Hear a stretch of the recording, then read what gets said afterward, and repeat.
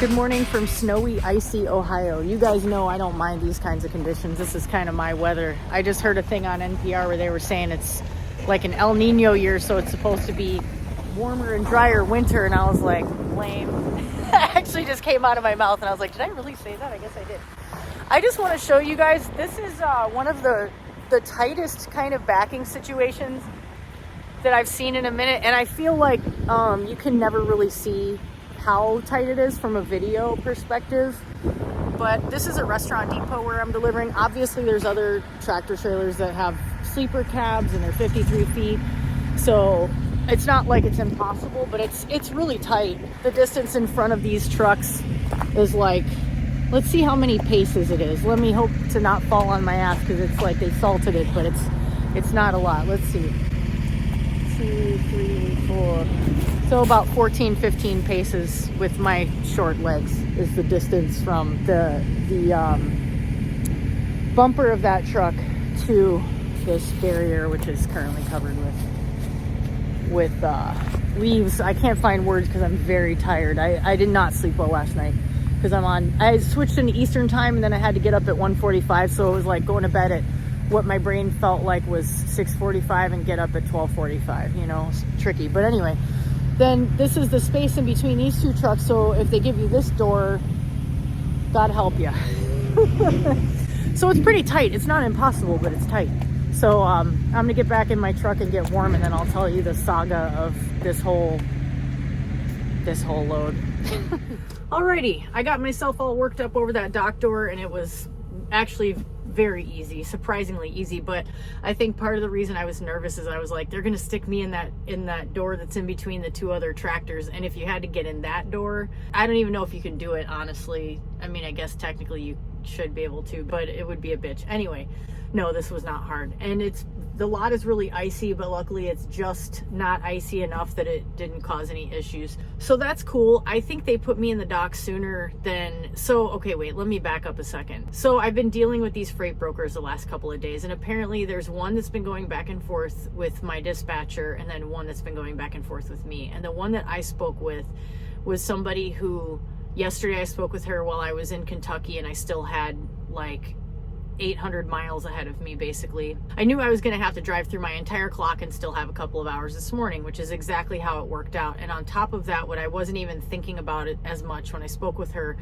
is that I had a 42,000 pound, almost 43,000 pound load, or over, I can't remember exactly, but around there, and there's a lot of hills. So it's just going to be slow. There's nothing you can do about that. And also like construction zones, but one thing I will tell you, I always say, is if I have the option to get up at 1 in the morning, 1:45 at night or in the morning, depending on how you look at that, and get on the road by like 3:30, that to me is perfect for me, because it's so much lower stress to drive during those early morning hours before commuters hit the roads. It's much, much lower stress, and it's quicker, and it's just better. Except for the annoying bullshit with trucks that, like, I don't know, man. I feel like a lot of other drivers are not sensitive to the fact that, like, if you have a heavy load, you're going to have to change lanes kind of frequently, and you're going to have to, like, you know, I'm trying to get out of the middle lane so that I'm not holding you back when I start to lose speed as we go uphill, but then I have to be careful going back down the hill, getting behind this other guy who's going 2 miles an hour faster than me because I'm going to pick up speed. It's a constant balancing act, and we all have to go through it, and we're all governed at different speeds, and it's like, you know, there's just too many of us on the roads, basically.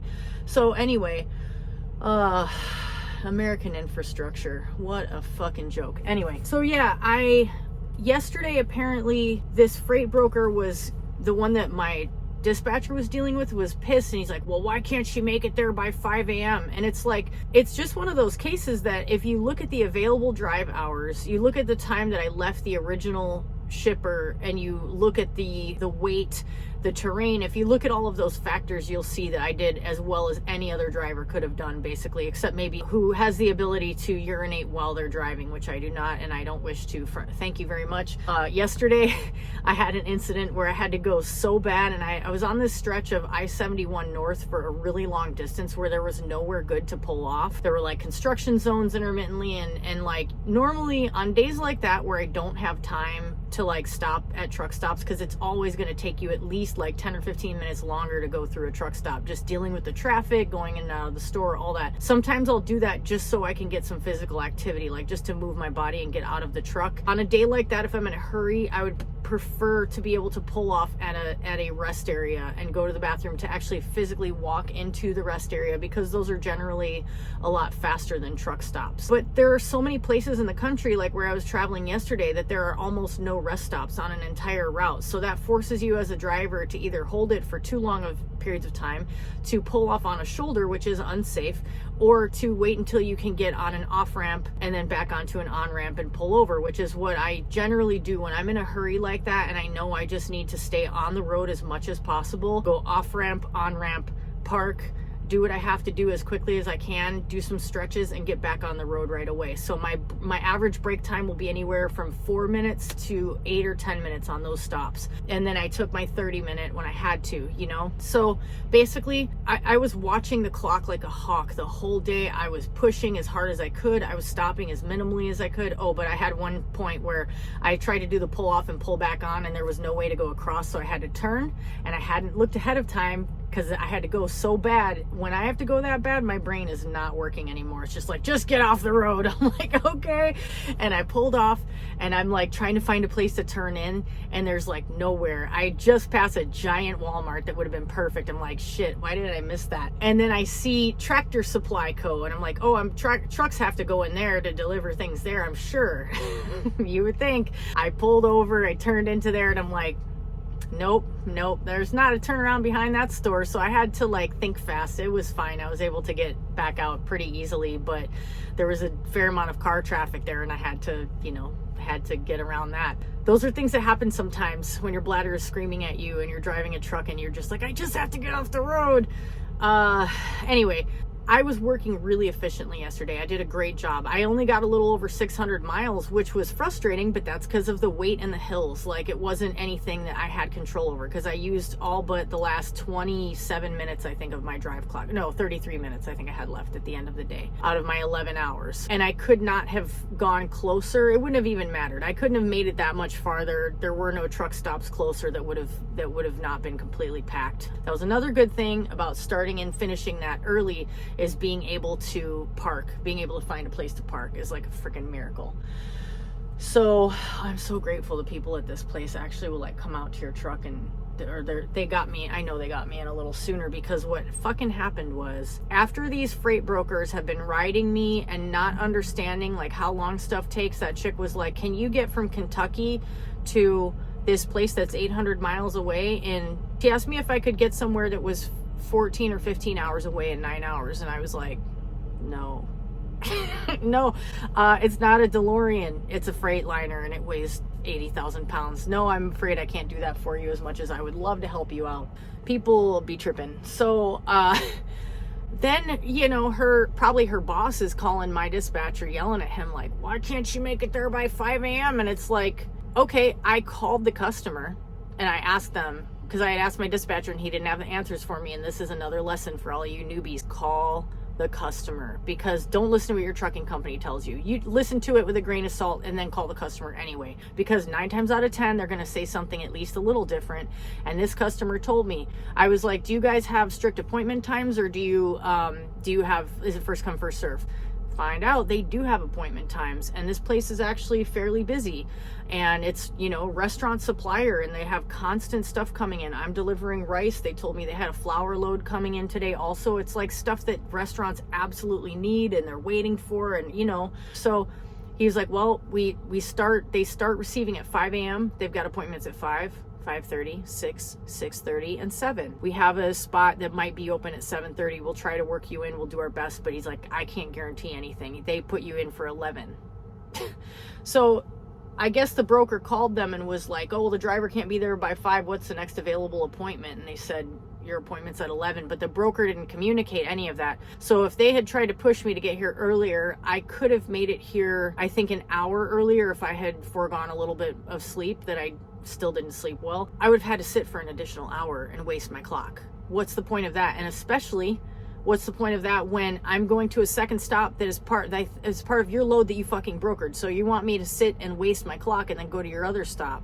These brokers don't understand how things work, and moreover, they do not give a flying fuck. So look out for number one, as my mom always said. Thanks, Mom. Do your homework and talk to whoever you need to talk to get the answers that you need, and then figure it out from there. Don't depend on the word of a broker, and take what your dispatchers say with a grain of salt, because they're dealing with a lot of other drivers and a lot of brokers or customers or whatever they're dealing with, and information that you need is going to fall through the cracks. And then Google that shit and look at the layout, because it might help you, and in this case it kind of did, but not completely.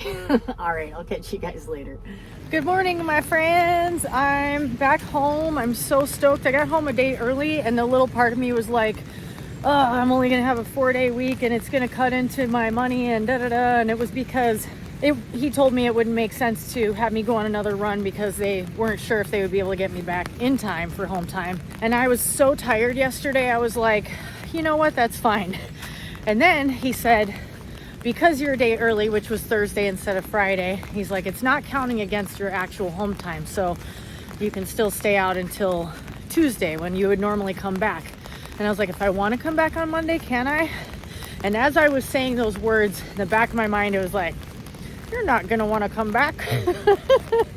And as soon as I got back to my apartment and got kind of settled in, I was like, yeah, no, fuck that. So I decided I'm going to I am going to stay home through Monday, which 2 4-day weeks in a row on top of low miles in general, I can't really justify that. And you know me, like I always say, I feel guilty about stuff, but I'm doing it anyway because I'm burned out and I need downtime, and I'm paying rent on an apartment that I almost never see. And it's just, sometimes you just have to say time is worth more than money, because it is, because money can be replaced and time cannot. So there's this little wire fence here. I don't know if you can see it, but I used to come here sometimes before the sun came up and it was super dark and it was like snowy, and I forgot that fence was there, and I like went full speed into it and straight up face planted. And I was just laughing because it was so ridiculous. It's raining, obviously, geez. And I was debating, do I want to go to the lake in the rain? And the answer is always yes, I want to go to the lake. But as you can hear, it's a little angry today. But I just love this kind of sparse, wintry landscape. I just wish it was snowy. I love coming to the lake when there's a lot of snow on the ground, and there's like little cutouts along the shore where you can just, like, little nooks in between the snow. There's something about that that's magical to me. I love the winter by the lake. I love any season by the lake, but especially fall and winter. Anytime it's not too hot and there aren't people out here, I'll take it. So this isn't bad. These are slow, lazy waves. I'm getting in there, and I already got a hot bath waiting for me at home. Right there, I'm looking at it. I love it. Good evening, friends. Just shut down for the night and I'm enjoying a nice beer. Don't get too excited. It's an NA beer. It's a Clausdaler Holiday Santa Claus. Clausdaler, clever, good use, very good wordplay there. I really appreciate good wordplay. It's not that good though. I don't really love this one. It has a little bit of cranberry juice and like the kind of spices that you would have in a, what is it? Non-alcoholic malt beverage, water, barley, malt, hop extract, carbon dioxide, cranberry, cinnamon drink. It's the cinnamon that's kind of like, no thanks. I really strongly prefer the Clausdaler grapefruit for a non-alcoholic beer. I have a couple at home. I left them for when I come back. But it's in my fridge. It's a sparkly beverage at the end of the night, so what the heck. I was just closing out my log for the day, and unfortunately I spent a lot of time sitting at customers today, so it wasn't a great day mileage wise, but I still ran through my whole 14, which I did yesterday as well, and I'm very tired. But the one upside of having long waits at customers today was I was within like 2 minutes of my 14. I sort of had to bleed into the split sleeper berth, and because I had a long wait at one of the customers, I both was able to take a nap, which I very much needed, and I was able to have more than 2 hours, so I was able to use that extra time at the end of the day for that last like 2 minutes that I would have gone over my 14 or 1 minute. But as I was backing in to a spot. I'm back at the same Loves I stayed at last night in Minnesota. That's kind of, it's amazing that it's getting close to 8 p.m. and there's actually a few parking spaces here, which is unheard of. But second night in a row, so it's far enough away from any major city, and it's kind of in the boonies out on I-94 that you can still grab a spot kind of late here. The showers are awesome. I am waiting in line for my turn, but hopefully it'll be ready for me any minute. They turn over the showers quickly and they're clean. I'm just like so grateful for that at the end of a long day. But what was I gonna say? Oh, as I was getting ready to pull into this spot, it was kind of cool that I felt comfortable going for this spot, and I know exactly why it was still available, is because I was parking next to a long-nosed Pete that stuck out pretty far, and it was hooked up to a Conestoga. And as I was getting ready to back into my spot, a woman was walking back to her truck from the shower, I presume, and she gestured for me to, I stopped what I was doing so she could walk through. I always, like, if there's anyone walking anywhere near where I'm backing, I just stop and try to let them get as far away from me as possible before I proceed. But she indicated for me to back, and she was kind of like trying to help me, even though I didn't really need the help at that point, but that's fine. It's okay. It's always nice to have another set of eyeballs when you're trying to back next to a nice truck that sticks out really far. And it turns out it was her truck. And I was like, yes, lady. I'd love to see a lady trucker driving a Pete with a, flatbed, hauling a flatbed. What a bad bitch. I wanted to be like, yes, you're cool and I respect you. But she was shutting down for the night, and I'm shutting down.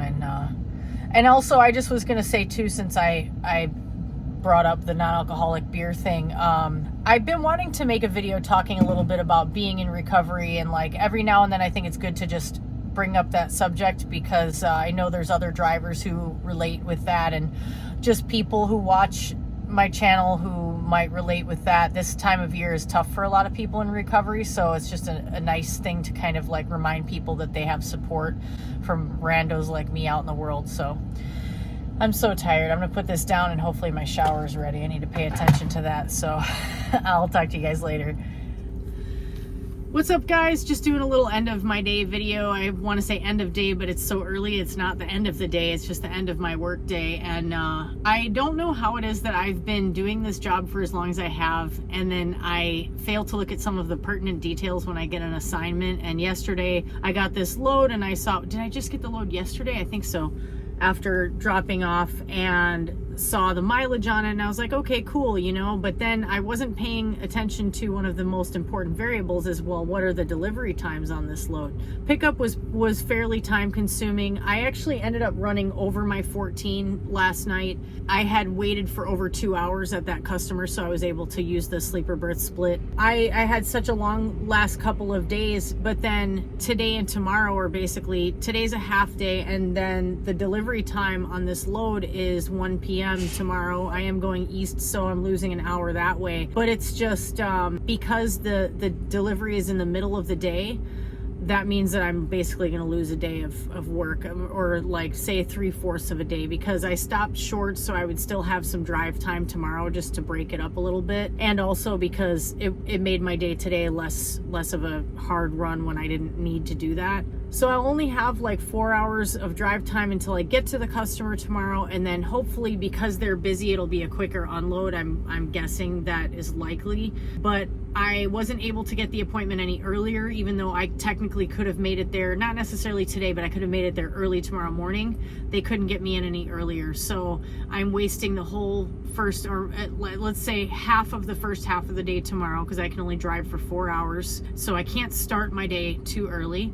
And then I'll have the unload, and then that doesn't really give us enough time to get a load, and it's a Friday. I need to run through the weekend, and my company forces you to take a 34 on the weekend. Now, I decided to let myself get some extra rest and take Monday off, and now I'm feeling like that was a mistake, because I don't know if they're gonna give me enough of a run with that forced 34 to make this weekend make up for it a little bit. So I'm just going to be in a bind for a couple of weeks, because last week was a 4-day week, this week is a 4-day week, and then on top of it, the days that I am running are not enough mileage. And I kind of thought that's when I was trying to decide whether I should take that extra day off, that was kind of part of my calculus. I was like, I know I'm gonna be glad I took the downtime because I needed the rest, but I'm also gonna feel bad about it because I'm not gonna get enough miles on the days that I am working. So I'm, you know, per usual, pretty frustrated, not really making enough money despite being stuck out on the road. Being forced to do 34s in this particular freight market, I think is really shitty. I really don't like that one policy of this company. At first I was like, oh, I kind of understand it, because when you allow people to run recaps, it can make things more complicated for scheduling loads. But in this freight market, when you can't give us enough miles and you're hiring new drivers all the time, so you're making it even tighter for us and more limiting for us to be able to get miles that we need to make an income based on what we were told in orientation, which was not true. The least you could do is let us keep running so that we can at least get a little bit of drive time every day, you know? So that's frustrating. So not a terrible week. The weather's really pretty. I've been trying my best to just enjoy the time, you know, but ultimately I'm out here to do a job, and I'm doing the job to the best that I can do it, but I am not able to get the mileage I need to make the income that I should be able to make in my mind, based on my commitment of time and being far away from home, you know. So it's a little bit tough. I'm tired of being in truck stops. This kind of speaks to the idea of why a lot of people end up going back to driving locally, because when you're over the road, if the freight market's bad, if you're working for a company and they're not prioritizing, like they're prioritizing their own survival in a tough freight market, which is necessary, and I get that, but they're hiring all these new drivers while you're getting half a day's work, when, you know, my average mileage right now is 2,400 miles in a week, when I was supposed to be getting 2,800 to 3,000 plus miles a week. And they gave us this whole line in training, oh, you know, be ready to run if you're not ready to run. That was a line of bullshit. It was, unfortunately. So I don't know why they did that. My timer went off, so my video cut off, but I was just saying, I don't know why they weren't honest with us when we started and let us know that, like, you know, here's our goal of what the mileage that we want to give you, but right now it's going to look more like this. I feel like there's a lot of bait and switch in that situation, and that's really frustrating. A lot of these companies are doing that, and I don't know why. I think it would be better for them to just tell drivers the accurate idea of what to expect, because it makes you feel disrespected as a driver when you're kind of sold a bill of goods, like, and especially when they're real dramatic and salesy about it, like, you're going to be running hard, be ready, and then it's like you're spending half of your days sitting on your ass. Anyway, sorry to be negative. I haven't felt like recording longer videos. I'm trying to mess with TikTok a little bit. I'm not very good at it. It's discouraging, but I'm trying. So hopefully some of you have checked it out there. It's Kindred_trucker is my TikTok. I don't like these platforms like TikTok and shorts on YouTube, because they suck you in, and that's the way they're designed, and it's not good for your brain. But you got to play the game. You got to play the game. All right, I will catch up with you later. I hope you guys are having a good week. Thanks for watching. I'll catch you on the next one.